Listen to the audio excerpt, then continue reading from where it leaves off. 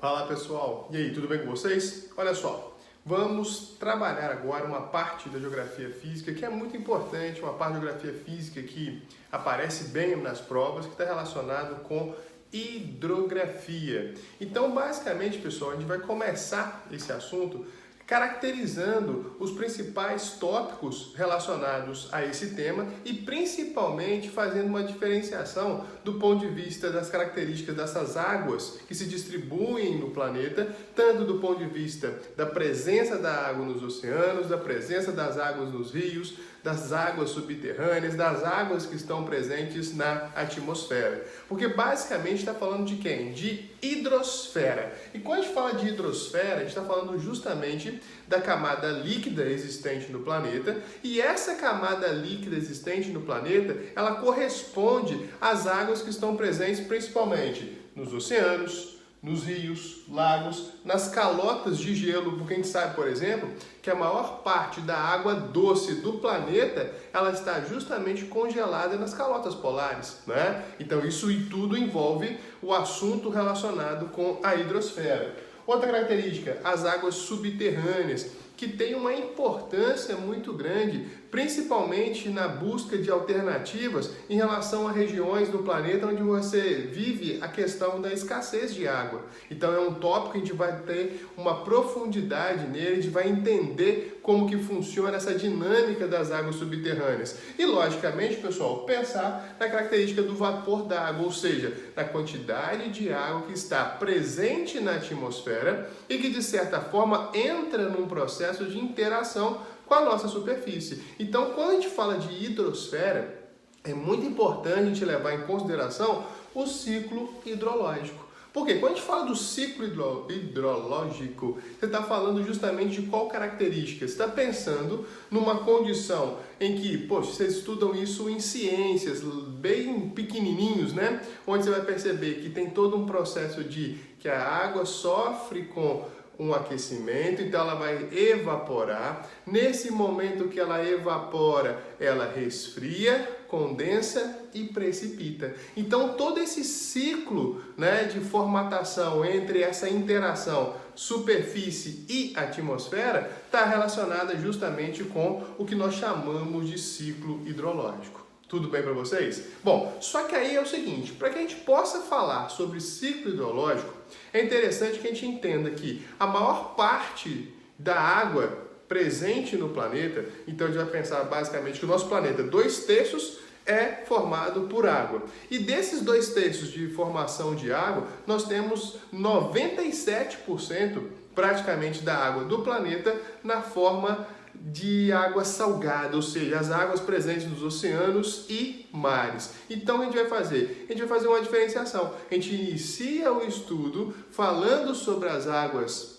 oceânicas, sobre a água salgada, vamos pensar assim, e depois falaremos sobre as águas superficiais. Aí entra com a questão das águas subterrâneas, que isso tudo está relacionado com as águas continentais, e dentro dessa caracterização nós entraremos na especificidade do Brasil. E aí estudaremos as regiões hidrográficas brasileiras, beleza? Então essa é a sequência que a gente vai ter daqui para frente a partir desse tópico relacionado com a hidrografia, tá joia? Bom, então pessoal, uma das primeiras características que eu acho que é muito importante quando a gente estuda sobre oceanos é principalmente diferenciar esses dois conceitos aqui, oceanos e mares. Quando a gente fala assim, poxa Flávio, eu sempre ouvi dizer que oceano é a mesma coisa que mar. E na verdade não são. Por quê?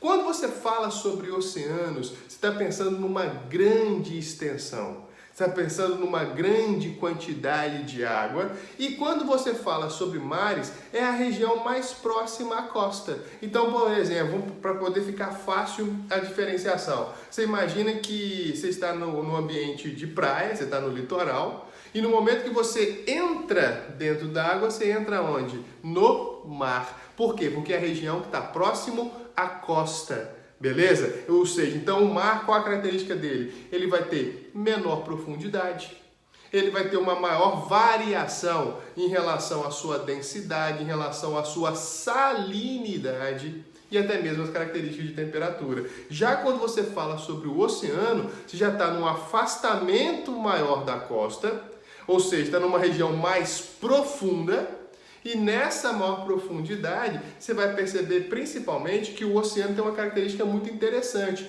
Por quê? Porque o oceano ele é afetado de uma maneira muito intensa do ponto de vista de ações tectônicas. Você vai falar assim, Flávio, ações tectônicas no oceano? Ora só, lembra lá atrás, quando nós estudamos placas tectônicas, por exemplo, e eu disse para vocês um movimento que era um movimento divergente, né? E esse movimento divergente, que é um movimento de afastamento das placas tectônicas, o que acontecia nesse movimento?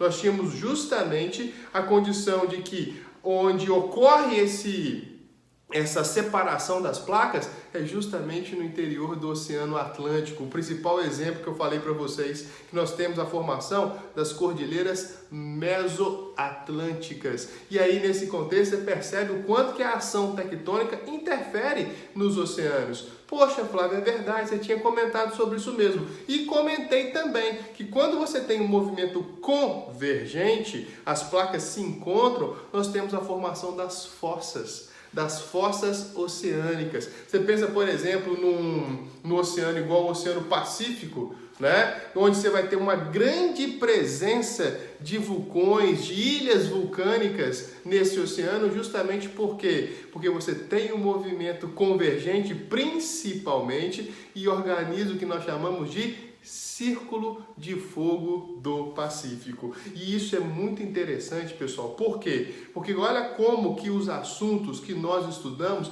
eles têm uma ligação. Então, ou seja, não tem como a gente dissociar o assunto lá relacionado com geologia de um assunto agora relacionado com hidrografia. E isso bem dá para a gente perceber quando a gente fala isso dentro das características dos oceanos.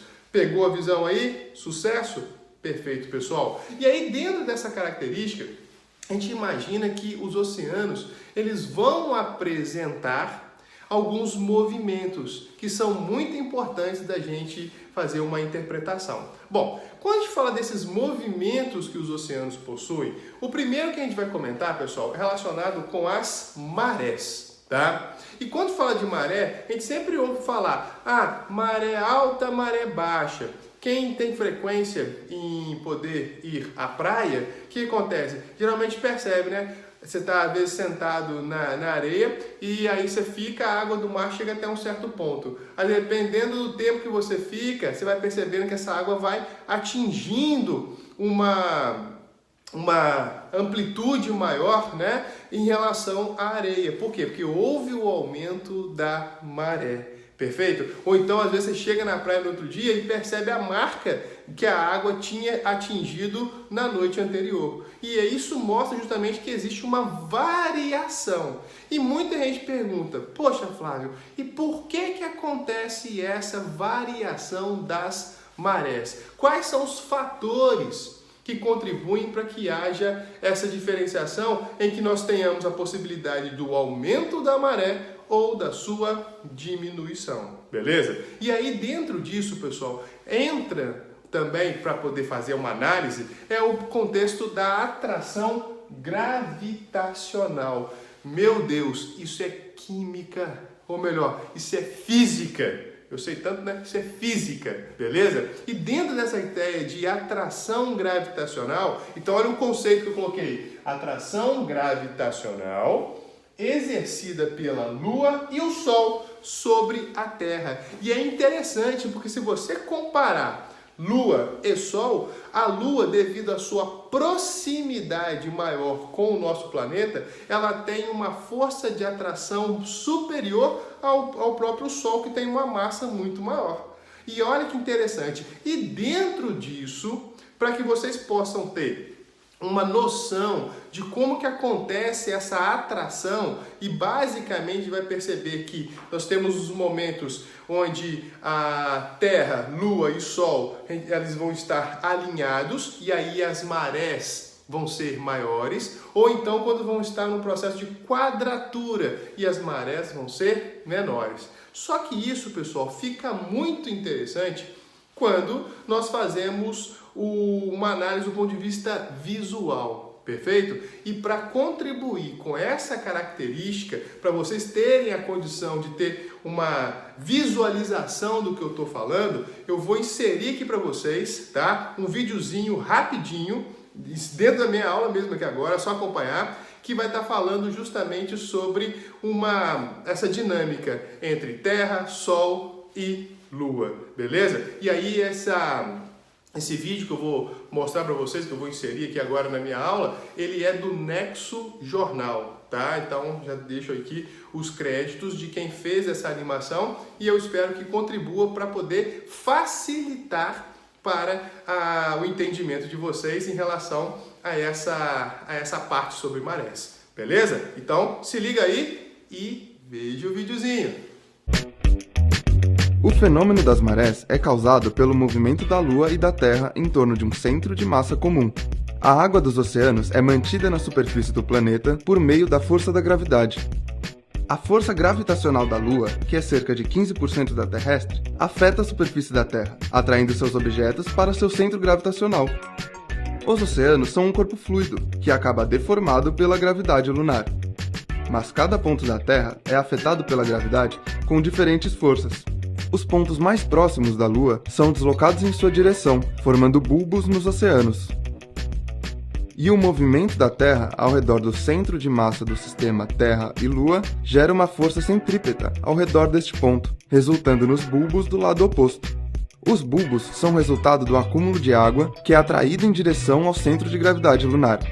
Essas são as marés altas, que ocorrem em ambos os lados do planeta. Conforme a Terra gira, as marés variam, gerando 2 marés baixas e 2 marés altas por dia. Mas o Sol também participa do fenômeno. Apesar de ser muito mais massivo do que a Lua, a grande distância faz com que sua influência seja quase metade da influência lunar. Quando o Sol e a Lua estão alinhados, suas forças gravitacionais se somam. O fenômeno é chamado de maré de Cizígia, e é mais intenso do que o comum. As marés altas ficam mais altas e as marés baixas ficam mais baixas. Mas quando se forma um ângulo reto entre a Lua e o Sol, seu efeito é o oposto, e a diferença entre a maré alta e a maré baixa fica menor.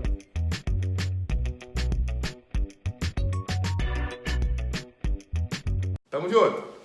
Beleza.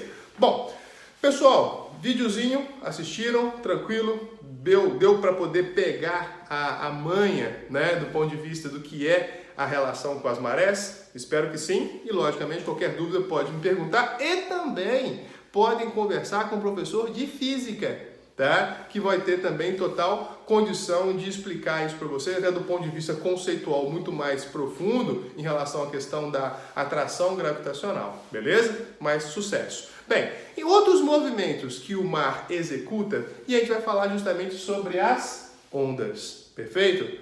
Eu já ia fazer onda, olha a onda, mas eu me segurei. Não vou fazer porque eu acho isso uma besteira, isso uma infantilidade, você parar a aula para poder fazer onda, olha a onda. E aí, nesse ponto, pessoal, o que acontece? Quando você fala sobre as ondas, né?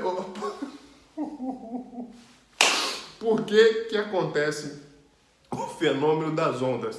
As ondas, pessoal, acontecem justamente porque elas são criadas pela ação do vento sobre a superfície das águas, beleza? E dentro dessa característica delas serem criadas pela ação do vento sobre a superfície das águas, está relacionado justamente com a questão da sua movimentação, beleza? Que isso também pode ter uma interferência na formação das ondas através da ação tectônica. Aí fala assim, Flávio, mas a ação tectônica, como que isso pode interferir? Olha só, a gente não sabe da existência de ondas de grande impacto, que são as tsunamis, né? E por que acontece uma tsunami, por exemplo?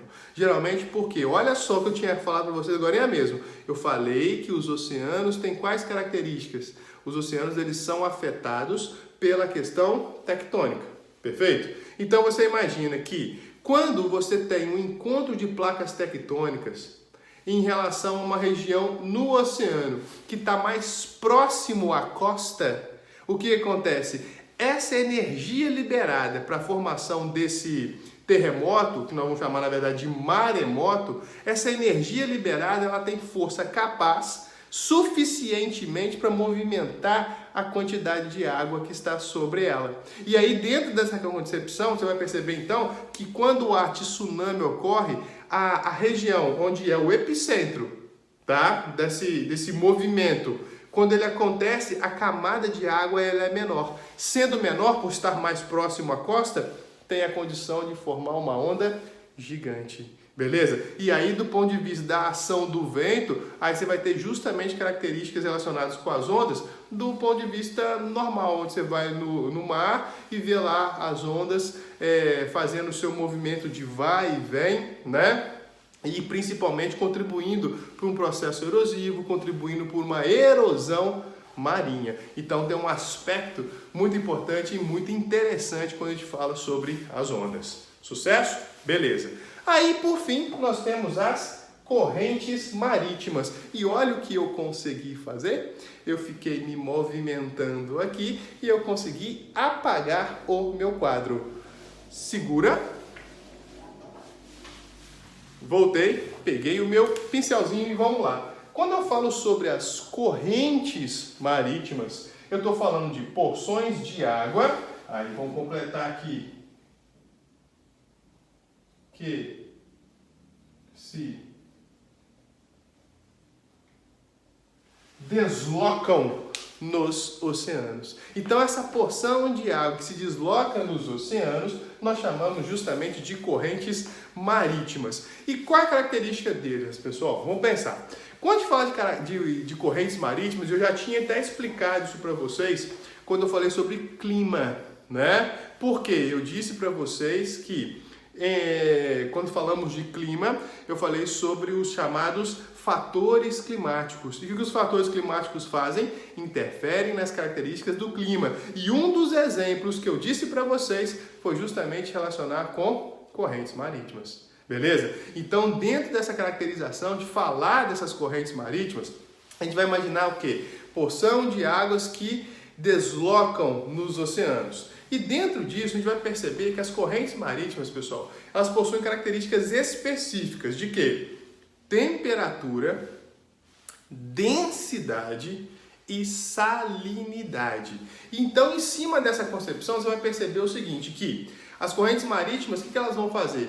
Elas vão levar para as áreas aonde elas se destinam as características dos locais onde elas se formaram. Beleza? Então, por exemplo, elas vão ter interferência no planeta inteiro.